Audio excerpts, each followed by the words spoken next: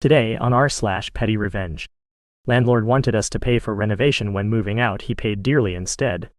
This happened a couple of years ago when my wife and I were moving out of our previous apartment. So moving day comes, landlord shows up and we walk through the whole apartment with him to hand it over. Even though he has some minor complaints in the end, he agrees to refund the deposit in full, and we part on good terms. Couple of days pass, and we get a long angry voicemail claiming he was renovating, and noticed that the room that was my former office smells extremely bad, claiming our cats would have urinated in there repeatedly, and we would need to come back and renovate the room ourselves, or otherwise he'd get a health inspector, contractors, etc., all on our dime to fix it. And he means tearing down the wallpapers, replacing the wood flooring, painting the walls, etc., etc. My wife and I are dumbfounded. We do have cats, so we do not dismiss it outright. But we realize that this is basically impossible, as I use the room every day and we had the apartment professionally cleaned before handing it back, and there's just no way that what he's describing was there when we left. Maybe it was a raccoon that got in during the days the apartment was empty or whatever, but it wasn't our fault either way. So we call him to let him know we won't cover it, and he gets really nasty, making all kinds of claims about the state of the apartment, about how we would twist everything and how he would make sure we would pay for this. After 10 minutes of back and forth, I just hang up on him. Hitting a massive bill to arrive at any point after this left us anxious and really started to mess with our heads during this time. And of course we don't get our deposit back neither. Because of this whole ordeal and seeing my wife being worried about this all the time, I start to become really angry and dive a little deeper into our options. I discover that where we live, if a landlord does not formally claim a reason for holding back a deposit within 6 months of the end of the lease, they are by law required to refund it. So I figure that revenge is a dish best served cold, and we just need to wait it out for another 3 months or so, and after that it's our turn. I calculate the exact date when the 6 months have passed, and 1 day later just message him to please refund the deposit within 2 weeks. He just replies, "Yeah, sure buddy." So we wait, no money comes, then we sent a formal letter setting a second deadline. Again, nothing happens. I was actually hoping for that at this point. So we hire an attorney and let her collect the money on our behalf. The landlord starts claiming all kinds of ridiculous damages, etc., which would let him keep the deposit, which the attorney simply dismisses as the time for claims has passed. Then for some reason he pays only 80% or so of the amount due, so the attorney has to get at it again to get the full amount.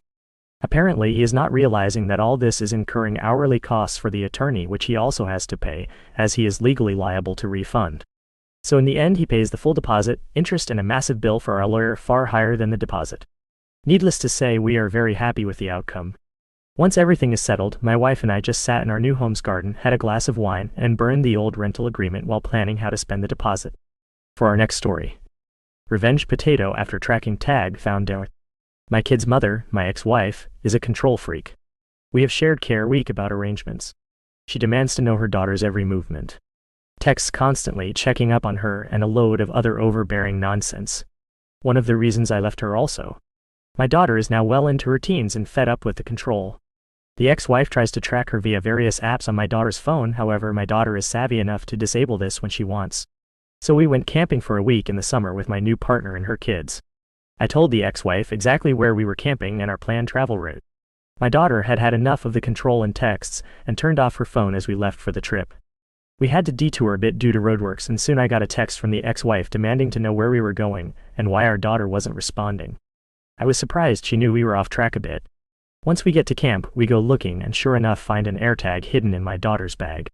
Both myself and my daughter were pretty unimpressed and almost dumped it in the garbage. Instead, we decided to have some fun.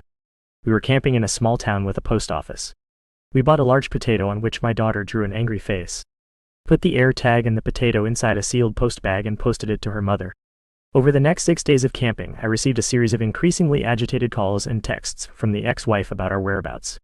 She was freaking out as the tag traveled from our remote town, through another state, and slowly back to her address. A week goes by fast and we head home. Dropped the kids off to their mothers and almost forgot about the package as it hadn't arrived apparently. A few days later, I get an excited call from my daughter, who was grounded. The postbag had turned up at least a couple of weeks after sending. The potato had gone bad and turned to a foul-smelling mush in the bag that upon opening, had spilled on the living room carpet, leaving a rotten mess with an AirTag in the middle. Even better, it was the ex-wife who opened it. I wish I had been there to see her face. Apparently, it was worth the grounding. The ex-wife still tries to control and track my kids but doesn't have much luck. Let's dive into our next story. Someone was giving my phone number to throw off debt collectors and solicitors. I found out who was doing it and directed them to contact her. So this started about a year ago with a campaign solicitation text saying, "Hi Donna, this is the headquarters of Candidate X. I'm running for county name and office. Can we count on your vote?" I would text back that they had a wrong number and get an apologetic response with a promise to remove my number. But I continued to get political, as well as real estate solicitations.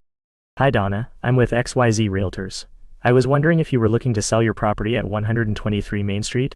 On top of that, I started getting calls from collection agents trying to reach Donna. No matter how many times I said they had a wrong number, they kept calling. Now these text numbers, based on their area codes, originated in the opposite end of the country where I live. With just a first name, a partial address, and an area code from that region, I went online to do a reverse address lookup. I found a site where, when I typed in the start of an address, it brought up a pick list with possible combinations for the house number and street names. I found an address that was in a town that was part of the area code where the texts came from. Sure enough, the information pulled up Donna's full name, her full address, and cell phone number. So I sent her the following text. "Hello Donna. You don't know me, but you apparently know my number. Please stop giving it out to solicitors, collection companies, and campaigners. Thanks to online research, I have your name, address, and phone number. So I will say it again, stop giving out my number." I don't know if this emboldened her because the text coming. So I simply forwarded them to her and texted, "Whenever I get a solicitation in your name, I'm going to forward them to you." In addition, I would text solicitors back and provide them with Donna's correct cell number. I have not received a solicitation text since. As for the collectors, I have an app on my phone that converts text to speech so that I don't have to talk directly with robocallers and the like. Since I can preload text replies, I created one regarding Donna. So whenever I got a collection call looking for Donna, I provided this automated response. "You have the wrong number. This person, Donna X, has been giving out my phone number to deflect collectors from contacting her. I don't know her or even live in her state, but I managed to get some information about her thanks to some online research. Her correct phone number is..." The collections calls have since stopped, as well. So, Redditors, was I wrong to contact Donna and put her on alert? Or should I have just discreetly passed her number off to those trying to reach her? Our last story for today. I'm a 30-year-old tattletale. So my husband and I kept hearing a bang in the evening at random hours, between about 6 and 10 p.m. It would wake us up sometime or get our dogs going crazy. We had no idea what it was. I even called out a plumber since we have had some plumbing issues in the past and didn't know what else it could be. Finally, the Ring camera caught something. A young boy, probably between 8 and 11, was running up and kicking our house. Like hard. This bang was so loud I thought it was our trash cans knocking into the house or a bad plumbing issue. But a goddamn kid deciding to do karate kicks and outrun my Ring camera was not what I expected. Okay, so I decided to do a few things. Put up a motion light, which I almost fell off a ladder doing, and broke another light in the process. Between this and the plumber coming out, I'm in about $200 because of this effort. Second, I wrote a note and taped it to the glass. He seemed tall enough to read.